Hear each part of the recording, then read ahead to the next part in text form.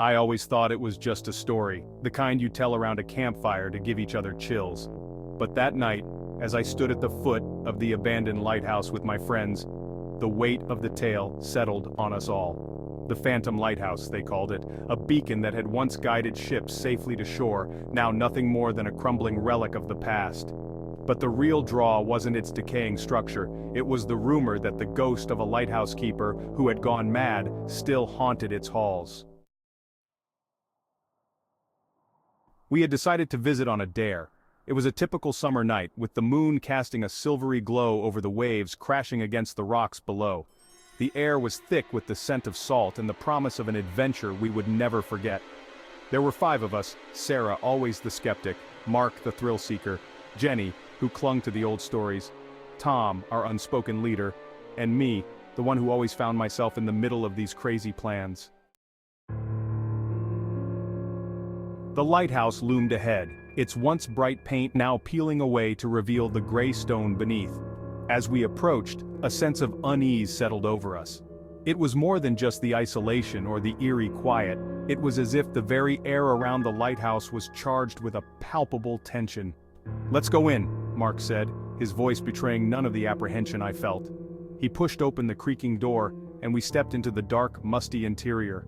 The beam of my flashlight cut through the darkness, illuminating dust motes dancing in the stale air. We wandered through the first few rooms, finding nothing but old furniture and the remnants of a life long forgotten. The walls were adorned with faded photographs and nautical maps, giving us a glimpse into the past lives that had once occupied this space. But as we climbed the spiral staircase, the atmosphere grew heavier. It was on the 3rd floor that we heard it, a faint whispering like a voice carried on the wind. "Did you hear that?" Jenny asked, her eyes wide with fear. "It's just the wind," Sarah insisted, but even she didn't sound convinced. We pressed on, drawn by a morbid curiosity. The whispers grew louder, more distinct. They seemed to be calling us, leading us deeper into the lighthouse.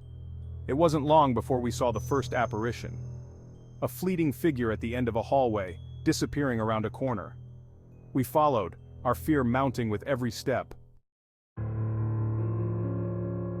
At the top of the lighthouse we found the keeper's quarters. The room was in disarray, as if someone had left in a hurry. Papers were scattered across the floor and a lantern lay shattered in the corner. But it was the journal on the desk that caught our attention. Its pages were filled with the ramblings of a man descending into madness, his writings growing more erratic as the days passed. Suddenly the temperature dropped, and a cold wind blew through the room, extinguishing our flashlights. We were plunged into darkness, and in that moment we saw him, the ghostly figure of the lighthouse keeper, his eyes wild with madness. "You must leave," he said, his voice echoing around us. "You must solve the mystery." We scrambled to relight our flashlights, our breaths coming in short, panicked gasps. The keeper's ghost loomed closer, his presence oppressive. But then Jenny, who had been reading the journal, shouted, "He didn't die naturally! He was murdered by the townspeople!" As the truth came to light, the ghost's demeanor changed. The anger and madness seemed to drain away, replaced by a profound sadness. "Thank you," he whispered, his form growing fainter. "Now I can rest." And with that, he was gone. The air grew lighter, and the oppressive feeling lifted. We stood there in stunned silence, trying to process what had just happened. We had solved the mystery, but the experience had left us shaken. We left the lighthouse that night, vowing never to speak of what we had seen. The Phantom Lighthouse was no longer just a story, it was a chilling reality we had lived. And as we walked away, I couldn't help but glance back one last time, half expecting to see the keeper watching us. But there was nothing. Just the old lighthouse, standing silent and alone against the night sky.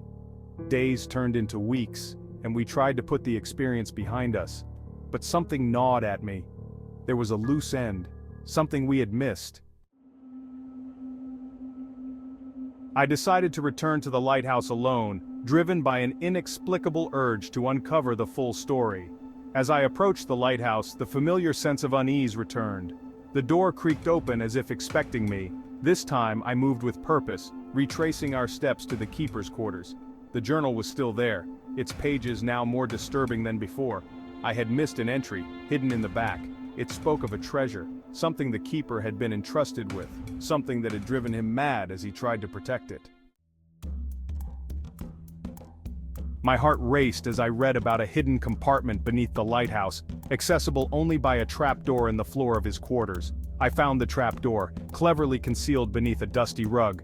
It groaned open, revealing a narrow staircase leading down into the darkness. With a deep breath I descended, my flashlight flickering as if protesting against the journey. The underground chamber was small, filled with old wooden crates and chests.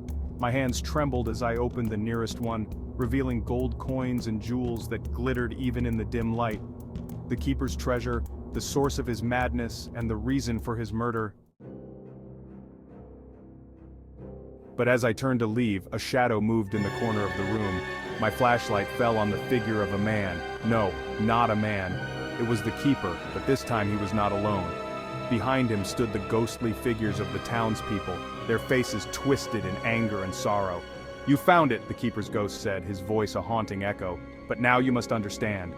The air grew cold as the ghosts of the townspeople advanced. Their whispers filled my ears, telling a tale of betrayal, greed, and murder. The keeper had been driven mad not by the treasure itself, but by the spirits of those who had died trying to take it from him. They were bound to it just as he was. "You cannot leave," the keeper said, his eyes locking onto mine. "You are part of the story now." Panic surged through me as I realized the trapdoor had closed behind me.